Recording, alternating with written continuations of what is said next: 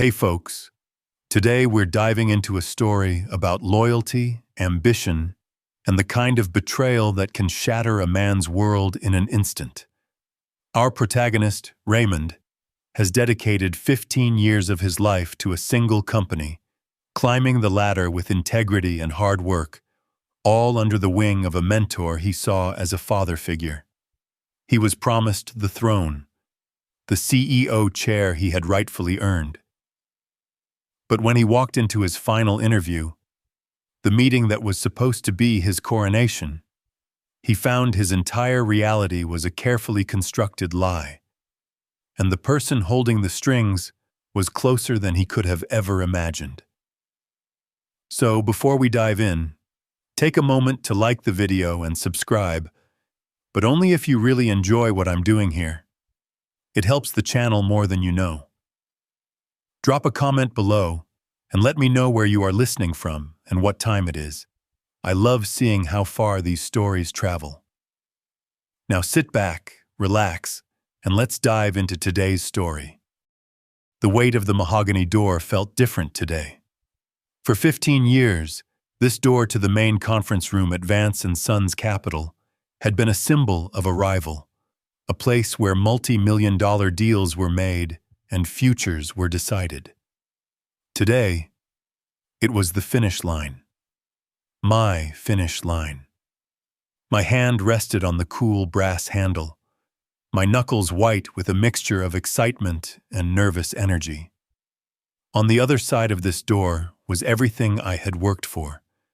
The CEO position, the culmination of a life's work. My name is Raymond, and I am, or rather was, the Vice President of Finance. At 44 years old, my career had been a straight line, an unwavering trajectory aimed at this single point. I was a company man, a title some people use with a sneer, but one I wore with pride. I believed in Vance & Sons, in the legacy Arthur Vance's father had built from the ground up. I believed in Arthur himself. He was more than a boss. He was my mentor, the man who had plucked me from a junior analyst pool and seen something in me. "You have a good head on your shoulders, Ray," he would say, clapping me on the back. "You see the numbers, but you also see the people behind them. That is rare." Years ago, over a glass of expensive scotch in this very room, he had made me a promise. "One day, this will all be yours. You are the son I never had, the one who will carry this company into the future." I breathed in deeply, the scent of old leather and floor polish filling my lungs. It smelled like stability. It smelled like victory. I had rehearsed this moment in my head 1,000 times.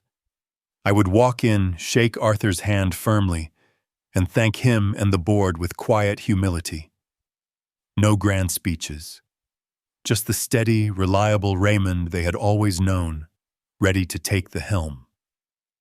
My thoughts drifted to my wife, Isabella. Bella.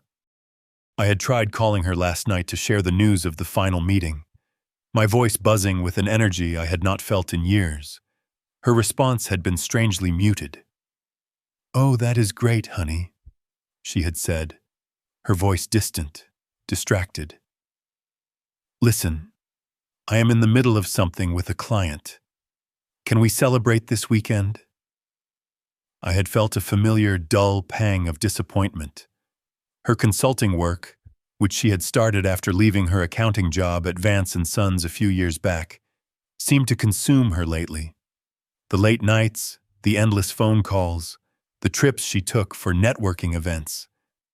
I told myself it was the price of ambition, that we were both just working hard for our future. I chalked up her lack of enthusiasm to stress, pushing away the nagging feeling that the distance between us had grown into a chasm. The truth is, I felt a little guilty. My focus on the CEO transition had been total. I had been living and breathing Vance & Sons, leaving little room for anything else. I had missed dinners, I had been distracted during conversations. I figured once this was all settled, once I was in the big chair, I could make it up to her. We could take that trip to Italy she always dreamed of. We could get back to being us. My grip on the door handle tightened as another memory surfaced, a less comfortable one. It was from about 6 months ago. I was working late, running a deep audit to prepare for the transition. That was when I found it. A series of clean, almost invisible transactions, siphoning funds to an offshore entity in Panama. It was a shell corporation named Vance Global Holdings. It was clever, masterfully hidden within a labyrinth of intercompany transfers. But I was good at my job. I saw it. My first instinct was not alarm, but a sense of protective duty. I believed Arthur was being targeted, perhaps by a rogue executive. I gathered the data, every last transaction log, and scheduled a private meeting with him. I laid the printouts on his vast, polished desk. He looked at them, his face unreadable. Then he leaned back in his chair and laughed, a deep, booming sound that seemed to shake the room. "Raymond, my boy, always so diligent," he said, his eyes twinkling. He explained it away with unnerving ease. It was just creative accounting, a way to shield a portion of the family's assets from the market's volatility, a rainy day fund hidden from overly aggressive tax laws.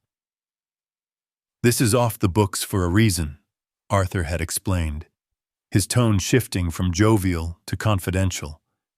"The world is a predatory place. This is how we protect the legacy. After you take over, we will clean it up together.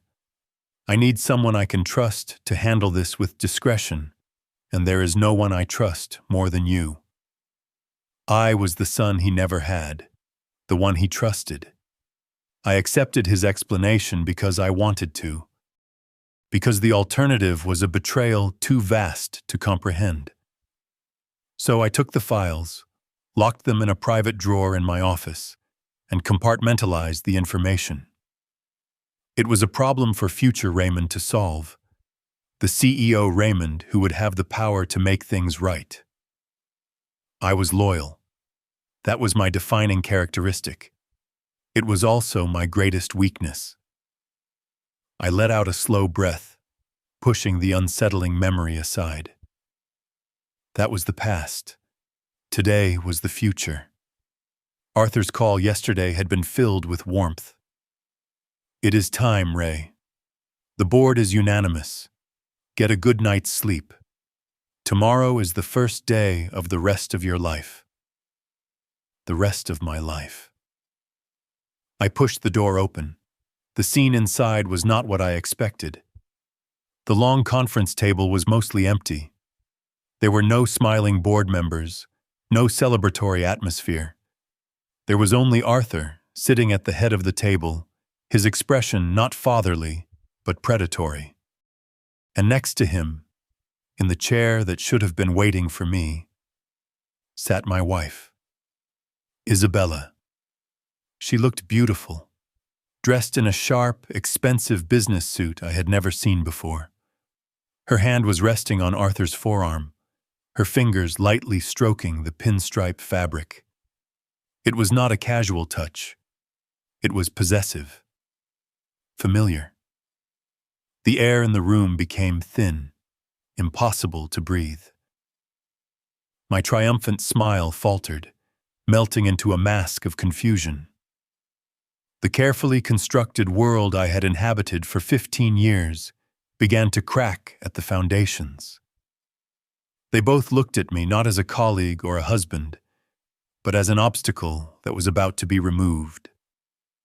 Bella was the first to speak, her voice smooth but laced with a pity that was more insulting than any anger.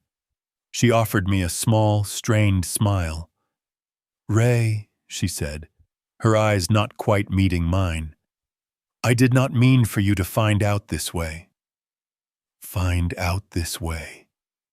The words hung in the air, thick and suffocating. My mind struggled to process them, to fit them into any logical frame of reality. It was like hearing a sentence in a language I almost knew, the meaning hovering just out of reach. But the picture before me needed no translation.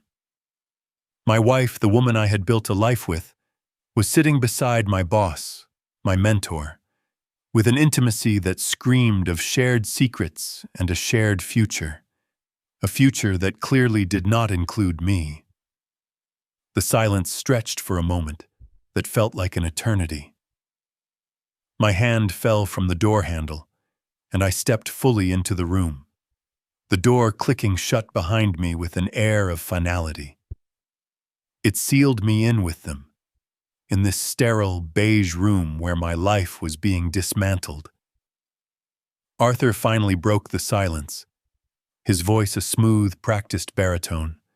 He gestured to the empty chair across from him, a gesture one might make to an adversary, not a successor. "Raymond, come, sit down. There is much to discuss." I did not move. My feet felt bolted to the floor. My gaze shifted from Arthur to Bella. I searched her face for any flicker of the woman I knew, for regret, for shame, for anything other than this cold, appraising look.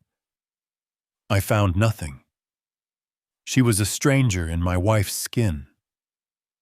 Arthur cleared his throat, sensing he had lost control of the narrative he had so carefully prepared. "As you know," he began, folding his hands on the table, "the board and I have been deliberating on the future of Vance and Sons. These are changing times, and change requires bold, new strategies. We need a bridge between the foundational principles of this company and the dynamic landscape of the modern market." He spoke in the meaningless, inflated language of corporate announcements that say nothing at all. He was stalling, building a verbal fortress around the betrayal. I just stared at him, my silence a more powerful weapon than any interruption. He continued, his voice gaining a patronizing rhythm. "The board has decided that what this company needs is not just a successor, but a partnership, a new kind of leadership. That is why I will be staying on as executive chairman, to provide stability and guidance." He paused, letting the first blow land. I was not getting the top job. That much was clear. But the second blow was the one that shattered me. "And we are creating a new position," he announced, a faint smile playing on his lips. "Chief Operating Officer. This person will be the driving force of our daily operations, someone with an intimate knowledge of our finances and a fresh, innovative perspective. We are thrilled to announce that Isabella will be taking on this role." He said her name, Isabella, as if he were a stranger, not the man who had called her Bella at company Christmas parties for a decade. He gestured to her. She inclined her head slightly, a queen accepting the fealty of her court. My mind started to race, the initial shock giving way to a cascade of thoughts, each one colder and sharper than the last. It was a hostile takeover of my life. The pieces began to click together with sickening precision. Bella's late nights were not for some anonymous client. They were with him. Her networking trips were getaways. Her intimate knowledge of our finances came from her time in accounting, yes, but also from pillow talk, from dissecting my work, my ambitions, my very soul, with the man in the chair beside her. And then the final horrifying piece fell into place. The Panama accounts, Vance Global Holdings. It was not a rainy day fund. It was not a clever trick to protect the family legacy. It was a slush fund. A personal piggy bank for Arthur, built on theft from the company I had sworn to protect. And my loyalty, my trust, had been the very tool they used to keep it hidden. They needed me to steer the ship, to keep the numbers looking good, right up until the moment they could throw me overboard. They could never give me the CEO chair, because the first thing I would have done, with the full power of that office, was honor Arthur's request to clean things up. I would have untangled the web and exposed the whole damn thing. My integrity was the one variable they could not control. So I had to be removed. Arthur was still talking, laying out the details of my public execution. He was offering me a newly created role, Senior Strategic Advisor. It was a title with no power, no team, no responsibilities. It was a gilded cage, a place for me to sit quietly and fade into irrelevance while they plundered the kingdom. They were offering me a severance package in the form of a salary, expecting me to take the money and the humiliation and disappear. "We think this is the best path forward for everyone," Arthur concluded, his eyes gleaming with triumph. "It is a soft landing for you, Ray. A chance to step back without a fuss." A soft landing. The sheer arrogance of it was breathtaking. I looked at Bella again. She had been in on it all along. She had watched me work late, listened to my hopes and fears, all while plotting my downfall with her lover. She had married a man on the rise and was now trading him in for the man at the top. That was when the rage inside me died. It did not fizzle out. It was extinguished, instantly, replaced by something far more dangerous, a profound, crystalline calm. The fog of betrayal lifted, and I saw the chessboard with perfect clarity. They thought they had me in checkmate. They did not realize I was about to flip the entire board over. I finally moved, walking slowly towards the table. I pulled out the chair Arthur had indicated and sat down. They both visibly relaxed, mistaking my compliance for defeat. "I see," I said, my voice even. "You have certainly put a lot of thought into this." "We have," Arthur said, leaning back, smug. "It is about the future, Ray, nothing personal." "Of course," I replied. He extended his hand across the table, the final gesture of dismissal, the handshake that would seal my fate and end my career. "No hard feelings, Ray. It is just business." I looked at his outstretched hand, the hand of the man I had idolized. I looked at my wife, her face a mask of triumphant pity, and I made my choice. I reached across the table and took his hand. His grip was firm, confident. Mine was steady. I held his gaze. "Of course, Arthur. No hard feelings." I did not let go of his hand. I held it there, a bridge between my old life and what I was about to do. A faint, knowing smile touched my lips.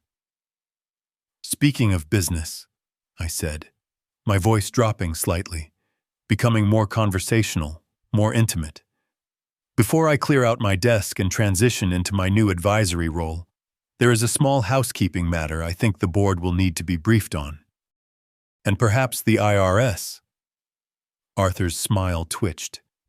His hand, still in mine, went rigid. "I have been doing some digging into that little side project you mentioned," I continued, my voice as calm as a frozen lake. "The one for protecting the family assets. Vance Global Holdings." The color began to drain from Arthur's face. Beside him, Bella's posture stiffened. Her mask of composure was cracking. "It is a fascinating setup," I went on, my grip on his hand now feeling less like a handshake and more like a manacle. "Especially the primary account in Panama, account number 74B-381. I have compiled a rather detailed ledger of all the transfers, going back 5 full years. The transaction logs are quite revealing." I turned my head slowly, deliberately, to look directly at my wife. Her face was a canvas of pure horror. You remember that account, don't you, honey? I asked, my voice laced with a cold, sweet poison. From your time in accounting. You were always so good with the details. I let go of Arthur's hand. It dropped to the table like a dead weight. The power in the room had not just shifted. It had undergone a tectonic reversal. They were no longer the predators. They were the prey. And I was the hunter. I stood up, adjusting the cuffs of my shirt. I have made several copies of the ledger, of course.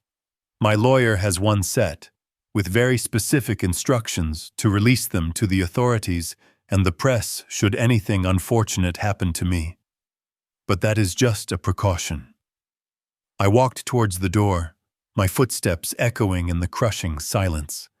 I paused with my hand on the handle, turning back to face them one last time. They were frozen, two statues of greed and panic. As it happens, I said, I have an appointment this afternoon with a senior enforcement agent at the Internal Revenue Service. I imagine he will find my documentation very, very interesting. I opened the door and stepped out into the hallway, leaving them behind in the ruins of their grand design. The air outside felt clean, fresh. For the first time in 15 years, I was no longer a company man. I was my own man. And I was about to get my justice. Okay, folks, let's pause here for a second. Imagine you are in Raymond's shoes. You have just been betrayed by the two people you trusted most in the world. Would you have taken the deal and faded away? Or would you have done what he did? Let me know your thoughts in the comments below. What would your first move be after walking out of that room? Walking out of that conference room was like surfacing for air after being held underwater for too long. The hallway, with its neutral-colored walls and soft lighting, seemed hyper-real, every detail sharp and defined. I did not feel triumphant. I did not feel angry. I felt a profound and unsettling clarity, the kind that comes after a high fever breaks. I had spent 15 years walking these halls as a loyal soldier. Today, I walked them as a general going to war. Colleagues I passed in the corridor looked at me with confusion. The news of Bella's appointment must have started to circulate, and they had likely expected to see me looking defeated, a man shuffling towards his professional grave. Instead, they saw me walking with a straight back and a focused gaze, and they did not know what to make of it. I ignored their stares. They were no longer part of my world. I went directly to my office.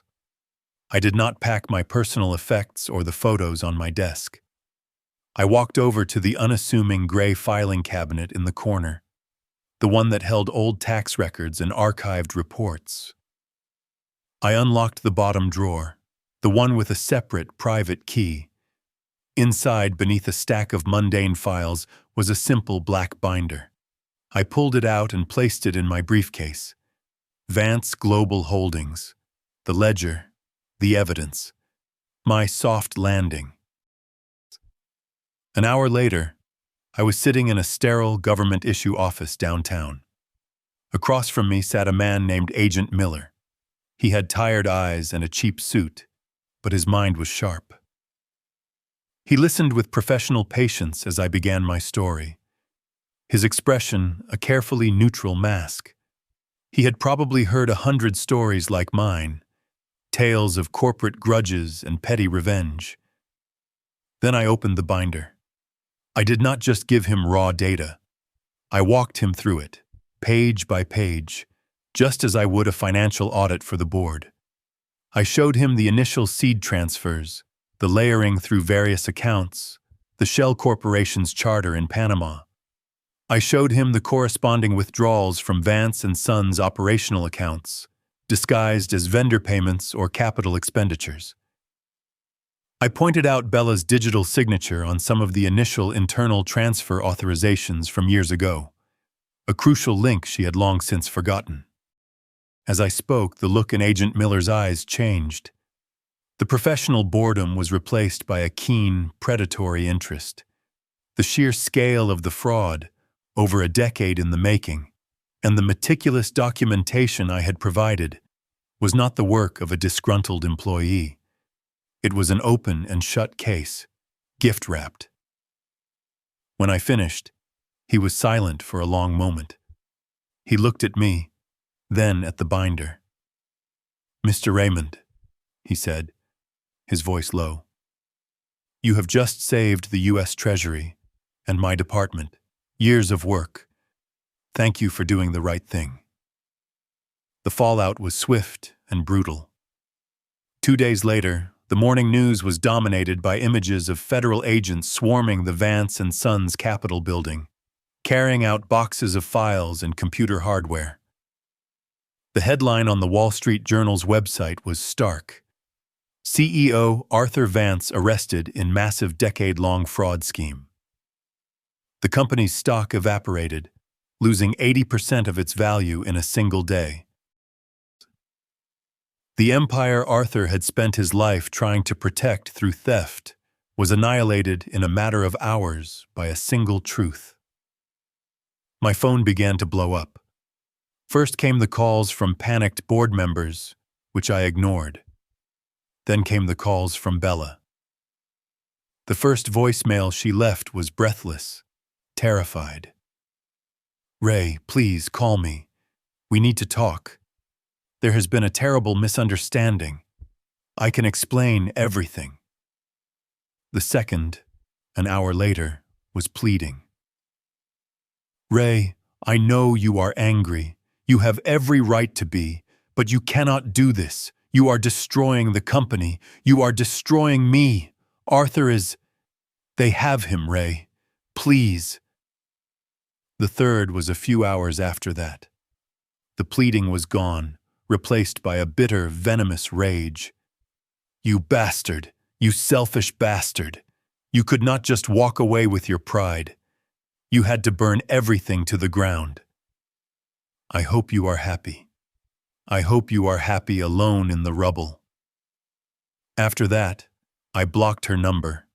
There was nothing left to say. The company fired her immediately to distance themselves from the scandal. I saw her one last time, about a month later. I was walking into a coffee shop, and she was walking out. She looked thin, haggard. The expensive suit was gone, replaced by drab, anonymous clothes. Her eyes, which once held a confident fire, were hollow. Our gazes met for a single, fleeting second. There was no anger in her look, no hatred. There was just a vast, empty void. She quickly looked away and hurried down the street, disappearing into the crowd. I felt no satisfaction, no joy, just the grim finality of a chapter that had to be closed. 3 weeks after Arthur's arrest, the call I was expecting finally came. It was from the interim chairman of the board, a man I respected for his integrity. The company was on life support. Their lenders were threatening to call in their loans, and their clients were fleeing in droves. They were toxic. "Ray," he said, his voice strained, "the board has come to a decision. We were fools. You are the only one who can save this company. You are the only one with the knowledge and the credibility to lead us out of this mess. The CEO position is yours. Name your price." The old Raymond, the loyal company man, would have accepted immediately out of a sense of duty. But that Raymond was gone, burned away in the fire of betrayal. I met with them the next day. I did not ask for a higher salary or a bigger bonus. I asked for power, the power to do things right. My terms were non-negotiable.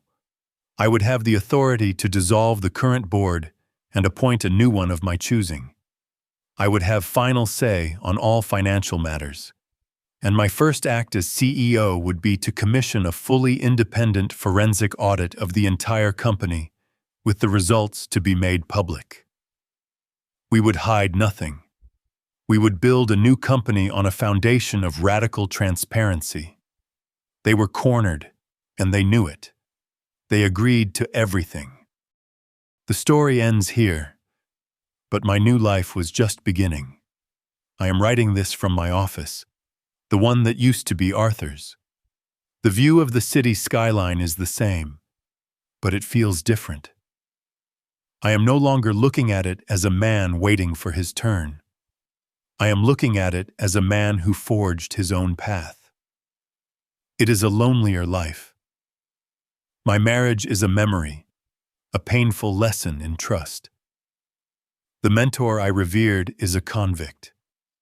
There are nights when the silence in my large, empty house is deafening. But I am not broken. I am remade. The work is hard. Rebuilding a company's reputation from ashes is a monumental task.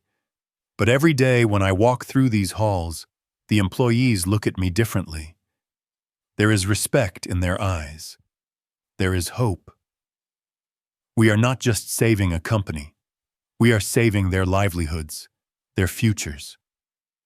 Betrayal is a strange and terrible gift. It strips you of your illusions and forces you to see the world for what it truly is. It teaches you that loyalty cannot be a one-way street, and trust, once shattered, can never be perfectly mended. My revenge was not the moment Arthur's world came crashing down. It is in every sunrise I see from this window, every successful deal we close with integrity, every employee I see working with a renewed sense of pride.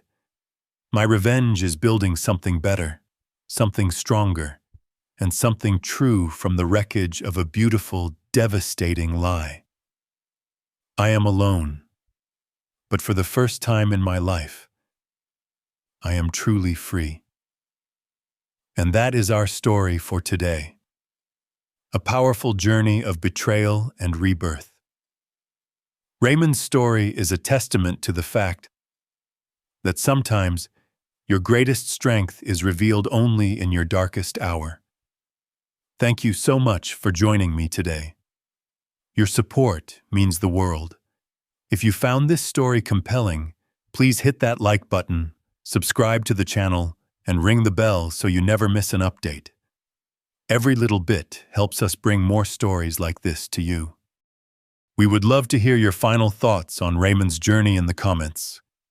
And if you are not ready to leave, feel free to check out another one of the stories on the channel. Until next time, take care of yourselves and each other. See you in the next one.